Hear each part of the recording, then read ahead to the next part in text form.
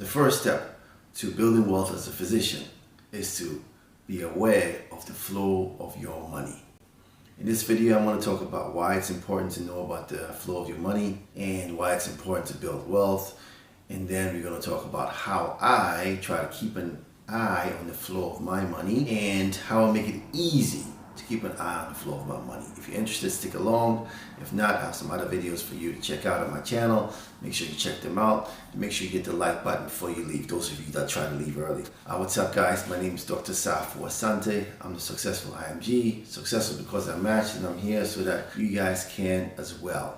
I make videos on a regular basis to try to help you guys match into residency, help you guys become successful, not just in matching into residency, but also become successful physicians once you're done with residency.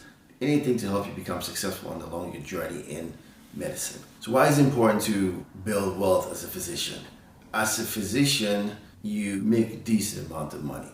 Compared to some people would say you make a very good amount of money. Now, what most people don't know is a lot of physicians live paycheck to paycheck. Why is that? There's something called a lifestyle creep. So the more money you make, the more you want maybe your kids to go to a better school. So you go and live in an area which is close to those good schools, and you enroll those kids into those schools, most likely private schools.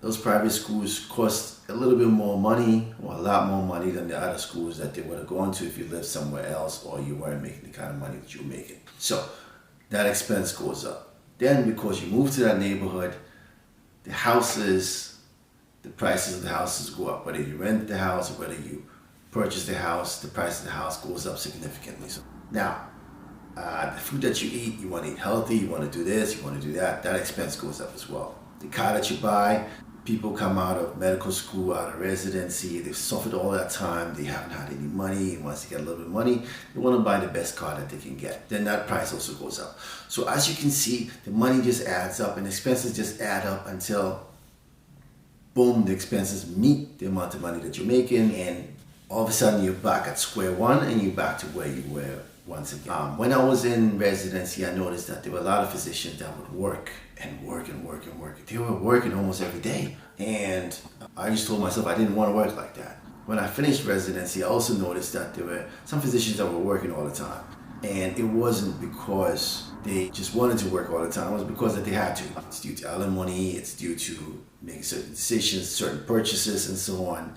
And now they have to work to maintain these things. And you don't want to be in that situation. You want to be able to extricate yourself from the system so that you don't have to keep working to make money or to keep living however you are. Because yes, as a physician you make good money. You should not be in a position where you live in paycheck to paycheck. But the choices that you make can lead you to live in paycheck to paycheck. So how do you avoid this from happening?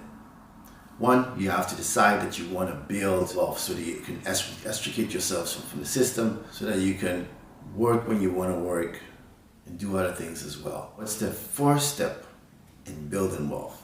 Like I said before, the first step in building wealth is to keep an eye on the flow of money. When I say keep an eye on the flow of money, you should know how much money comes in, how much money goes out, what you spend on each item that you buy, what you put into savings, how much you spend in credit cards and all that stuff. And once you have an idea of all of that stuff, then you can kind of decide, do you need to cut down on certain things? Do you need to increase anything? And do you need to start creating a budget for yourself? I'm only going to spend this much here, I'm only going to spend this much there. What I do personally is every month I sit down and I write down all my expenses, write down all the money I get in, and take a look at, okay, this month I spent this much on food, gas, insurance, mortgage, Netflix, all the little things that I have, and this much I was able to put into savings this time around. And this time I put less into savings, I put less into my credit cards. So I want to change things around for the next month, and I can adjust them just by understanding and seeing how my money flows. And that simple act of writing things down brings clarity to what you're using your money on. Now, what can I do to increase the amount of money that I'm making so that I can save some money, because it's important to save money so that you can put it into investments. Because if you don't put money into investments or you don't put money into savings, you are going to be stuck in that wheel where you make money, you spend money, you make money, you spend money, and if you end up losing your ability to work, that's it, you're done. You don't want to be in that position. Now, the thing is, everybody spends on different things every month. How do you keep track of all of them? Because if it's difficult to keep track of things, you're gonna not want to sit down and write out your expenses because it's too much work. The easier you make it for yourself to keep track of what you spend money on, the easier it is for you to keep track of your expenses by writing things down. So what can you do to make it easy? What I like to do is I spend using my credit card, I spend using my debit card.